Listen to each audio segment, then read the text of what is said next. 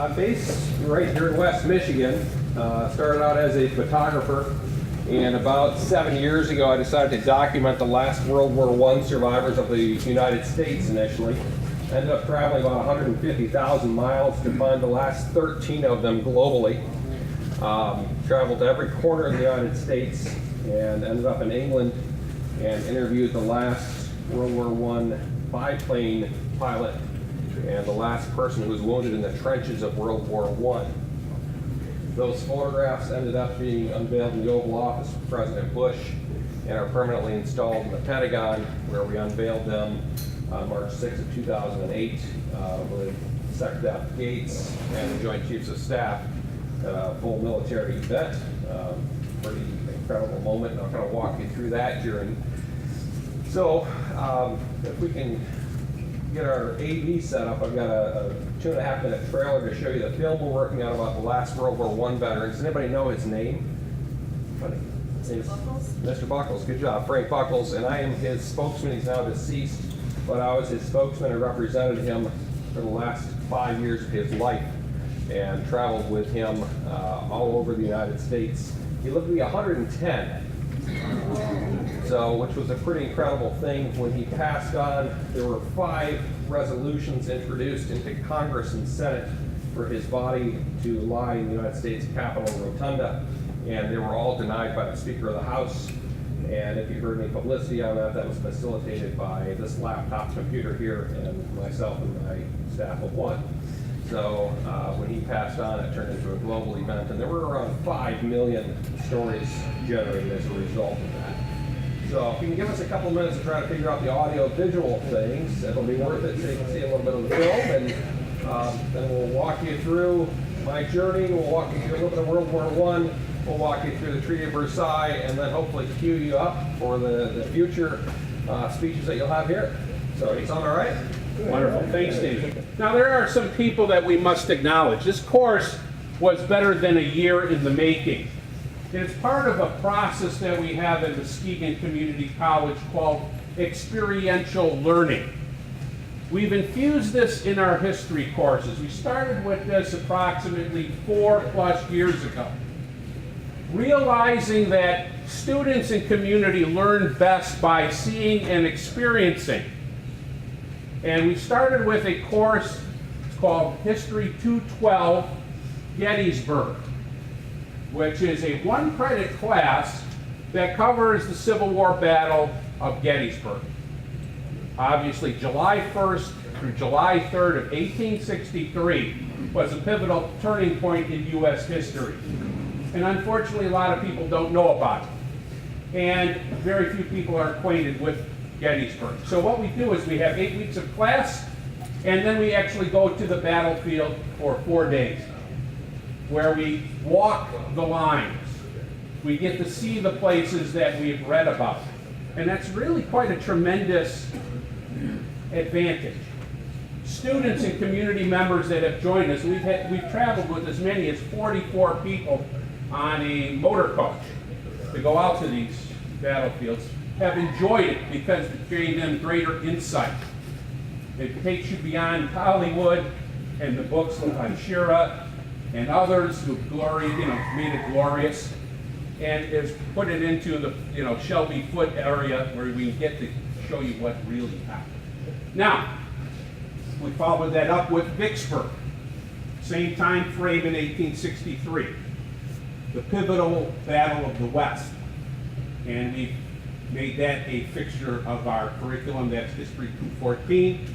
We also have a new course that we previewed last year, History 297, which was the Battle of Chickamauga and Chattanooga, which led to the prelude of Sherman burning his way across Georgia.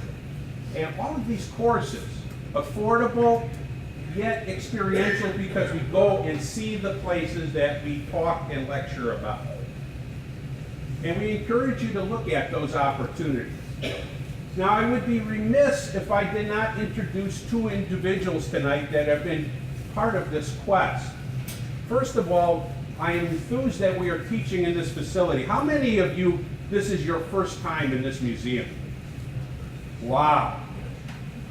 This is a treasure. And the person that we need to bring forward is Frank Marzak. Frank, are you here today? Frank, come on up and talk about this exhibit.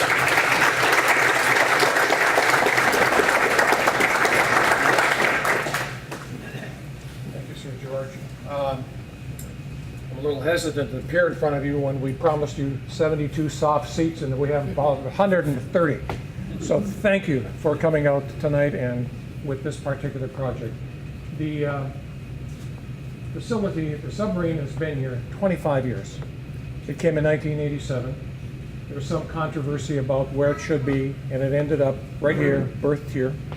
And in case you would care to, we sleep 72 kids and parents a night on that submarine, so if you are interested, we can make those arrangements for you, okay? It is heated. It is heated. We will close the hatches. And they also sleep on the Coast Guard. I'm sorry? Speak up a little. All right, okay. We also sleep about 35 people on the Coast Guard cutter, the McLean. So it's pretty big business, and they come from all over. And many of them are scouts who come out of Illinois. They have become familiar with Michigan by way of the Owasapi camp, and that's how they discovered this organization. There are other ships in the Great Lakes that also have sleepovers. There was that one this summer, Manitowoc. There's a ship there, a submarine called the Cobia. And I did not know until I went there, but that Manitowoc, Wisconsin was a location where submarines, many, were built during World War II, as well as many of the Great Lakes freighters. It's a very interesting ship. It's a very interesting museum. Yes, you have to take the Badger over. No comment there, but you get off the Badger and walk right over to that museum. So I put in a little commercial of the Cobia and Manitowoc in that area. The museum is about 4 years old, about 15,000 square feet, and we are continuously looking at new ways to share the word, the history that's going on here. And I'll put in a plug for an exhibit that we are working on that will hopefully be up by Memorial Day of this year. Many of us are familiar with the JSJ Corporation in Grand Haven. And one of the J's stands for Jacobson. And in World War II, on a ship called the USS Flyer, a submarine, Ensign Elvin Jacobson, who had recently graduated from the University of Michigan, was on that sub. It was going through the, I'll pronounce this right, the Balabac Strait near the Philippines. They were half submerged because it was night and they were worried about coastal defense, if you will, and they hit a mine. That sub, very much like ours, a Gato-class sub, sunk in about 300 feet of water. Mr. Jacobson was one of 15 men who happened to be above the ship. They were above in the part of the submarine. They were not inside. We hit a mine, and the 15 men who were on top of the ship were blown off. Of those 15, 8 survived. Mr. Jacobson was one of them. He completed the war. He came back to continue to run JSJ Corporation that his father had founded. But he always had, and by his choice of words, an obsession about finding the submarine. He knew where it was. He supported numerous explorations to find it. They found it. In 2009, they found the USS Flyer. Unfortunately, Mr. Jacobson had passed away the year prior to that. But they found it in 300 and some feet of water. We had video that was been done by the dive detectives, and we are creating an exhibit about that particular story and the men who are still on eternal patrol. And in the back of our upper auditorium, there is the pictures and stories and letters of all of those men that lost their lives, as well as those who served. Excuse me. Well, I don't want to take up your whole night. You can hear for other things. I do want to acknowledge 2 or 3 special people here. Paul Kidd is here. Paul is a former submariner. Dr. Steve Demos. Where's Dr. Demos? There he is. Steve is a retired physician. He's on our board, great photographer. Don Morell up here. Don, raise your hand, please. Don is a World War II submariner. He's on our board. And am I missing anybody? I know I'm missing one important person, and that is the president of Muskegon Community College, Dr. Dale Neville. Thank you for joining us and letting the class come out here tonight. Thank you. Okay, we'll turn it back to you.